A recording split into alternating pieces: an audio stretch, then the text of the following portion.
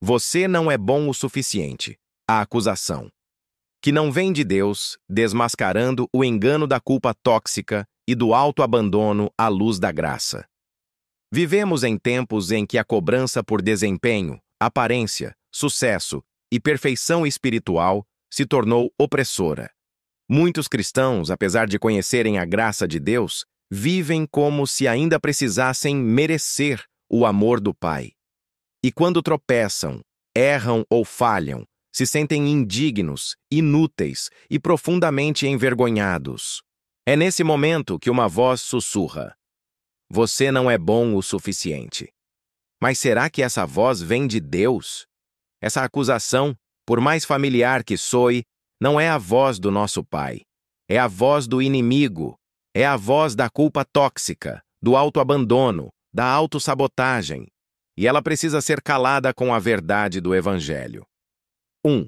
A origem da acusação. Desde o Éden, Satanás tem como estratégia principal distorcer a identidade que Deus nos deu. Em Gênesis 3, ele não apenas tenta Eva com uma fruta proibida, mas questiona o caráter de Deus e planta dúvidas no coração humano. Ele é chamado de o acusador dos nossos irmãos. Apocalipse 12:10. E seu objetivo é nos manter presos ao medo, à culpa e ao sentimento de inadequação. Quando ouvimos, você não é bom o suficiente, Deus não vai te perdoar dessa vez, ou você nunca vai mudar, precisamos nos lembrar. Essas palavras não vêm do céu. Deus não nos acusa. Ele nos convence com amor. Ele nos corrige com firmeza, mas também com misericórdia. Enquanto a acusação nos afasta de Deus, a convicção do Espírito nos chama para perto dele. Agora, pois, já nenhuma condenação há para os que estão em Cristo Jesus. Romanos 8:1-2. A culpa tóxica versus a convicção do Espírito. É importante fazer uma distinção entre dois sentimentos: culpa tóxica e convicção do Espírito. A culpa tóxica é como um veneno que paralisa, isola e afasta. Ela faz você sentir vergonha de quem é, não apenas do que fez. Ela diz: você não presta. Você sempre falha. Você nunca vai melhorar. Ela te faz querer fugir de Deus. A convicção do Espírito, por outro lado, ilumina o erro, mas sempre com uma mão estendida. Ela diz: isso não está certo. Mas venha. Eu vou te ajudar a mudar. Eu ainda te amo. Eu não desisti de você. A convicção leva à restauração, não à condenação. Porque o Senhor corrige a quem ama e açoita a todo filho a quem recebe. Hebreus 12:6-3. O autoabandono. Quando você desiste de si mesmo, a culpa tóxica, quando não tratada, gera autoabandono. Você começa a acreditar que não merece coisas boas, que nunca será usado por Deus, que seus erros te definem, e sem perceber, você desiste de si mesmo. Talvez você esteja vivendo um período assim agora. Você se afastou da igreja, da oração, da comunhão, porque sente que está sujo demais para se aproximar. Você deixou de sonhar, de tentar, de acreditar, mas ouça com atenção. Deus não desistiu de você, nem agora, nem quando você caiu, nem quando você parou de acreditar. Ainda que meu pai e minha mãe me abandonem, o Senhor me acolherá. Salmo 27:10-4. Os heróis da fé também fracassaram. A Bíblia está cheia de histórias de pessoas que falharam feio. E mesmo assim, Deus não as descartou. Moisés matou um homem e fugiu para o deserto. Mesmo assim, Deus o chamou para libertar Israel. Davi adulterou e cometeu assassinato. Mesmo assim, foi chamado homem segundo o coração de Deus. Pedro negou Jesus 3 vezes, mesmo após prometer fidelidade. Mesmo assim, Jesus o restaurou e o colocou como líder da igreja primitiva. Esses homens tiveram quedas vergonhosas, mas não foram definidos por elas. Foram definidos pelo Deus que os levantou.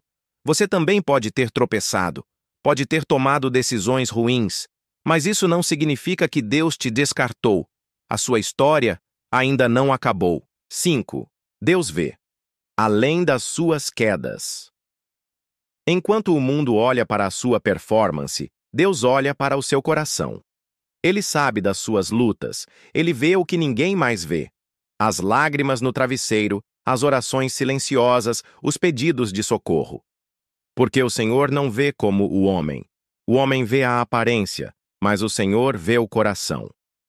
1 Samuel 16:7.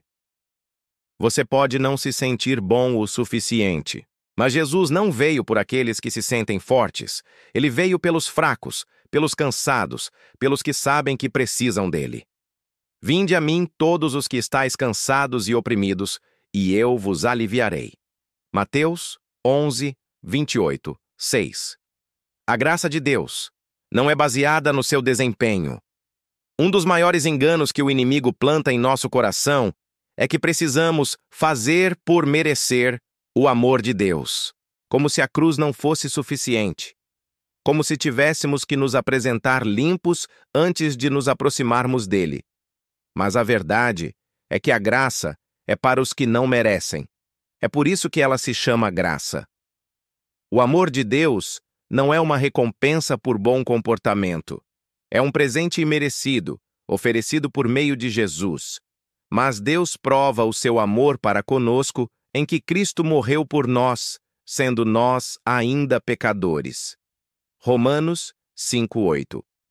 Você não precisa fingir ser perfeito. Pode vir como está. 7. Renovando sua mente com a verdade. Se você vive com a sensação de que nunca é suficiente, talvez esteja alimentando sua mente com mentiras. A palavra de Deus nos chama a renovar nosso pensamento. E não vos conformeis com este mundo, mas transformai-vos pela renovação da vossa mente. Romanos 12:2. A verdade é que você é amado. João 3:16. Você é escolhido. Efésios 1:4. Você é perdoado. 1 João 1:9. Você é justificado.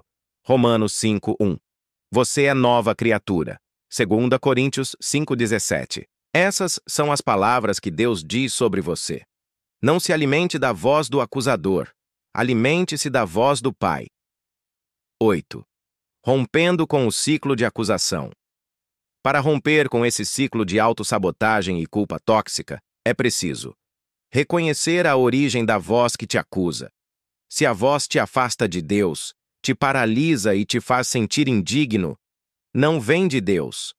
Buscar refúgio na palavra. Leia as promessas. Declare as verdades de Deus sobre sua vida. Confessar e recomeçar. Se pecou, confesse. Deus não apenas perdoa, mas restaura. Cercar-se de apoio espiritual. Amigos de fé, líderes espirituais, irmãos que te lembrem da graça. Orar com sinceridade. Diga a Deus como se sente. Ele não rejeita um coração quebrantado. Perto está o Senhor dos que têm o coração quebrantado e salva os de espírito oprimido. Salmo 34:18. 9. A sua identidade está em Cristo, não em suas falhas. Você não é o seu erro. Você não é o seu passado. Você é aquilo que Deus diz que você é. A cruz de Cristo redefine a sua história. Em Cristo você é aceito. Em Cristo você é suficiente. Em Cristo você tem valor. Quando Deus te olha, Ele vê Jesus em você. Fui crucificado com Cristo. Assim, já não sou eu quem vive, mas Cristo vive em mim. Gálatas 2:20. Conclusão. Levante-se. Deus ainda tem planos para você. Se você tem vivido o peso de não se sentir suficiente, de carregar vergonha, culpa e cansaço espiritual, hoje Deus te diz: levanta-te. Ele ainda te chama. Ele ainda te ama. Ele ainda tem planos para você. A acusação pode gritar, mas a graça sussurra com poder. Você é meu. Você é amado. Você é suficiente em Cristo. Não abandone a si mesmo. Deus não fez isso com você. Ele está aqui, de braços abertos, pronto para recomeçar ao seu lado. O que Ele espera de você não é perfeição, mas rendição. Se esse conteúdo falou com você, compartilhe com alguém que precisa ouvir essa mensagem. E lembre-se, a voz que diz que você nunca será suficiente nunca veio de Deus. Ele te chama pelo nome e te ama como você é, para transformar você no que ele sabe que você pode ser.